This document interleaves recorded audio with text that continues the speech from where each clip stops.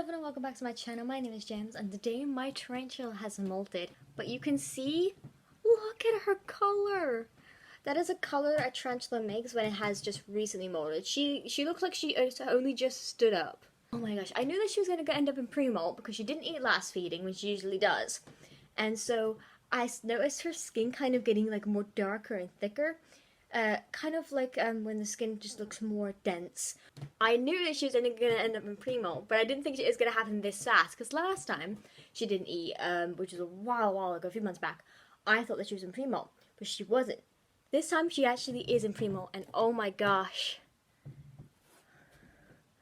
Look at that. I really hope that she comes out of there eventually, because like I really want to be able to see like her entire whole body now, because like it's just amazing. Guess what? What? Asterix molted. Aww. Yeah, she molted because she's currently here. But look at her. Don't come in, cat. Look at her. Oh my gosh, she is big. She's such a different color right now. So guess what? What? Asterix molted. What? Asterix molted. Oh, she molted. Yes. Oh, you're very blurry. Alright, you ready? Go on then. Asterix molted. Yeah, well, I knew it was due to be molted anyway. No, but I didn't think that she was going to molt this early, though. She finally molted. Yeah, This morning she molted. But you said it in your live streams. Yeah, but it usually takes a while for her to actually molt, though. It took less this Well, time. she's a lot bigger now, isn't she? Yeah. I think she's been holding out for a new house. I was surprised that she even did it in our hide, to be honest.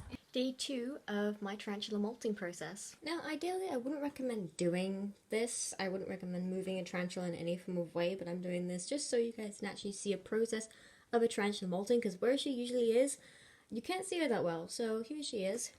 You can see her butt is that direction and her head is that direction, but her skin is much darker now. It's kind of turning back to normal.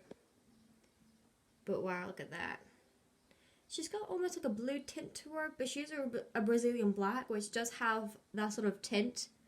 So that is kind of normal. If you, obviously with your tarantula, different species and stuff like that, it might show a different color. But look at that. Unfortunately, it won't focus on it very well, but that is some nice leggings you can see. You can see her butt in the air. She's been, last night she was actually with her, let me put her down real quick, safely.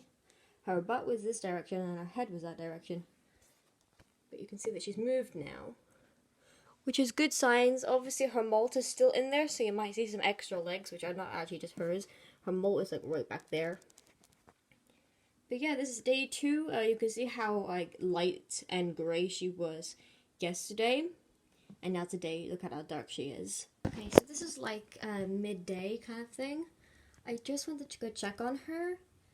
Because the last clip you just saw was literally this morning. This is her during the evening. And look, I didn't expect to see this, but look how dark she is. Like, oh my gosh. Look at how dark she is. It's not really focusing well, but look at that. She's actually moving around now. So like that's amazing. Like wow.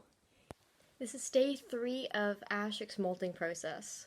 You won't be able to see her very clearly because she isn't up on the side anymore. She's just down there.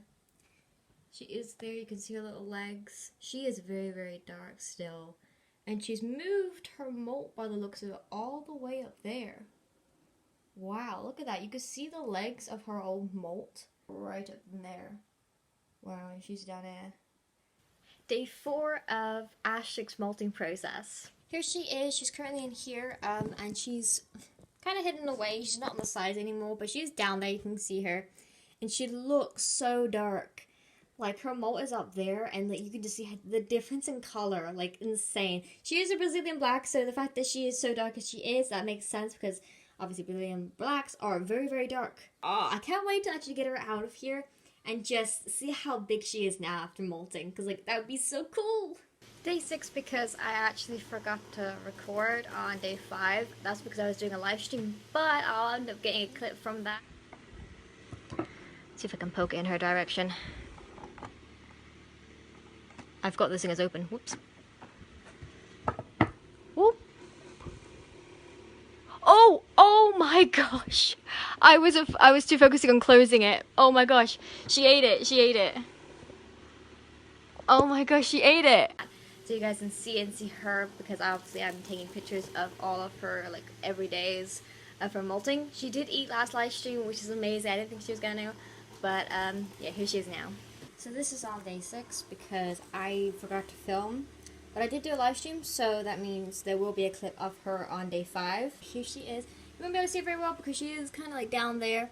She buried her molt in the back over here, which is lovely, but I have to eventually dig that out somehow. And yeah, she's kind of just down there, but she did eat yesterday during the live stream, which is epic, amazing. I can't believe that she actually did. I wasn't expecting her to, but she did. And that's a really good sign. I mean, she's all ready to go and not having any issues at all. I know I said before that it was day 6 because I didn't record the actual day 6, but I didn't record the actual day 7 either because I was out. I was busy going shopping and dealing with the animals at the land. I wasn't here with my tarantula to be able to record this clip. But today is actually day 8, so we've had basically an 8-day process of this. I'm going to show you her. She's stunning, she's beautiful, she is majestic. You can't really see her that much because obviously it's dark, but down there she is. She is the cutest thing in the entire world. So that is completely an 8-day process basically of her. And she's just down there, she's chilling. She hasn't left this area though, she stayed in this area. I really want her to wander about, but she just isn't. So one day, eventually, hopefully we can get her out and about somehow, and I'll eventually get her molt out. But yeah, that is basically an 8-day process of her molting. Okay, so that's the complete 8-day process of her molting. This went from an extremely pale looking grey color to a completely black color. Obviously with your tarantula it's going to be very different. It may get to a brighter color of blue or red or anything of the species kind. It may even go yellow. It comes to the pigment colors of what that species is through the molting process. Obviously I'm going to state some facts beforehand, what you have to do when your tarantula is molting, how to take care of it, and all that kind of stuff that you guys need to know. So let's get into this. So when your tarantula is starting to molt, obviously there are signs you have to be aware of so you know not to actually interact with the tarantula beforehand. One sign is not eating. There's a sign of not eating because the tarantula won't eat because it knows that there's a lot going on. It needs to molt that off, that coating of the skin, before it eats again. Because obviously the eating process just fans the spider up basically and then allows it to molt. So if it keeps eating while it's in pre-molt, it's not going to be helpful to it. So it needs to have a break from eating and then molt during the process so that it can eat again. I first had her not eat, well, the last time I had her not eat was one of the times I thought that she was going to molt, but there are some tarantulas that do actually do fast. They don't eat not because they're pre-molt, but they don't eat because they just don't want to, or they kind of just at the moment not eating. That's kind of how they are, and the tarantulas will go months on months and with no food, no eating, anything. That's because they're in pre-molt, or that's because they are simply just fasting. And fasting is where you don't eat for a certain period of time to lose weight. The skin kind of turns to dense. It's not as smooth or soft looking or hairy. It kind of just turns very dark and dense, like the skin looks like it's one layer. And that's because the skin is trying to thicken up to rip off. You can kind of look at your tarantula and see the color difference and see like maybe your tarantula behaving in a different way, and the color just changing, how it looks, the fabric of it.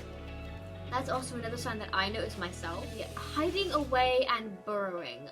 There's also that. It may stay in its burrow for a really long time than usual.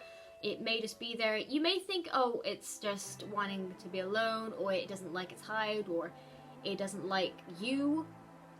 There also could be a factor of it's just in pre-molt, and it's hiding away to get ready for that, because obviously when a tarantula is in pre-molt, it hides away to protect itself, because that is when it's most vulnerable. It is going to be afraid of absolutely anything that could hurt it. So it hides away, it will stay there until it is ready to come out again. Tarantula may make like a molting bed. This is one of the biggest factors in tarantulas ever. Like, when your tarantula makes a molting bed, even if it doesn't show any of those signs, the molting bed is the one big factor that clearly shows it's in pre-molt and ready to molt right away. The pre-molt is basically where the tarantula makes a molting bed. It's just like in a complete one area. They will go on their backs. They will then, sometimes tarantulas don't go on their backs, but it is most likely common just to go on their backs, and they will push off of the skin. But the molting bed is actually there so they can stick to the ground and push off that extra layer of skin that they do not need anymore to be able to release it. That is why they have molting beds, and that is why they're called molting beds, because they use them purposely to stick to the ground to help them push it off. Now, those are all the signs that I myself am aware of. There could be any other tiny little details out there, such as what other people can find. I myself, in my experience, those are what I've experienced. So now next is the actual molting process. When a tarantula gets on its back, it then starts to molt. You leave that tarantula alone. You let it settle. You leave it alone. You don't touch the enclosure. You don't tap the enclosure. You can check in on it, look at it, see how it's doing. That's fine. Do not touch the tarantula. Do not open the enclosure. You can open the enclosure ever so slightly, as long as it isn't making a noise, upsetting the enclosure by shaking it in any form. You can open it just to see how she's doing, or he, or anything of the sort like that. But most definitely leave it alone. Let it settle. Let it be. Feel safe in the environment that it's created for itself in the molting process, and just leave it be. The only time I would say that your tarantula is actually ready to go is when it's no longer, I would say about 3 days after, it no longer has that grayish, clear tint to it. I would say about then. That is when you can interact with your tarantula, start feeding them and everything like that. That's what I do with my tarantula. With my tarantula, I waited about few extra days beforehand before I actually started feeding her and interacting with her. Obviously during this video I did pick her up in the enclosure itself and moved her around just to show you guys how she is and how the processing is, but I know, do not do that. I only did it because I was trying to be very, very careful and show you the process as well, just for entertainment and educational purposes, because this video is going to help other people with their tarantulas. I myself was just trying to be very, very careful with it. I was trying to move it very, very careful. So obviously you can do the same. Just if you need to move a tarantula, be very careful about it, like I was. I put it on the side somewhere. I had mine tilted ever so slightly, but I tried my best to just let her feel safe and everything. So that is the most important thing, is just let your tarantula feel safe in that environment. Even when you're trying to like move her around or do God knows what, like, just make sure your tarantula just doesn't feel any vibrations that could alert or make them feel threatened. You can always add, just very carefully, some extra water. It usually helps with the hydration in the skin to be able to come off easily. That's what I did with my tarantula. I gave her lots of water during the end, and then when she actually started molting, I stopped giving her water, just so that she could get through it. And then after she was done, I gave her some more water just so that she could have some of that afterwards, because I knew that she was going to be thirsty after it. That is basically it for the video. Obviously, everything I say is just from my own experiences. Other tarantula keepers may have different experiences with their tarantulas. They may do this, they may do that, and I just do my own thing. If you have any tips or anything or any ideas that may help me in my learning experience as well, you can definitely leave some comments down below. These videos are just educational purposes, so you can go ahead and learn from them if you want to. Or if there's other things you would like to see, you can check out other channels if they offer it as well. All tarantula keepers do different things with their different animals, and you just have to carry on as they go. Different species require different needs, and also the tarantula keeper as well requires different requirements for their tarantulas. Some may keep them in containers, some may keep them in plastic ones, all that kind of different stuff. It's just personal preference. Some people have heating pads for their tarantulas because they live in very cold areas. That's only because they live in cold areas. That doesn't mean you have to have one as well, but you live in a high temperature environment. It doesn't make sense. So obviously, do your own research as well. Do what you can for your tarantula and take it as you go. Just watch any videos if you can. Obviously this is for educational purposes, so you guys can learn from the experience and all that kind of stuff. So I hope you guys have enjoyed this video. This will be the end of it. I'm so glad with the Ashley's molting process, because I have been waiting and waiting and waiting for her to molt for such a long time, and I'm so glad she has. I can't wait till she's older to actually be bigger than my hand even. It's gonna be amazing. So yeah, thank you guys so much for watching. Please do like and subscribe, and I will see you guys in the next video. Bye.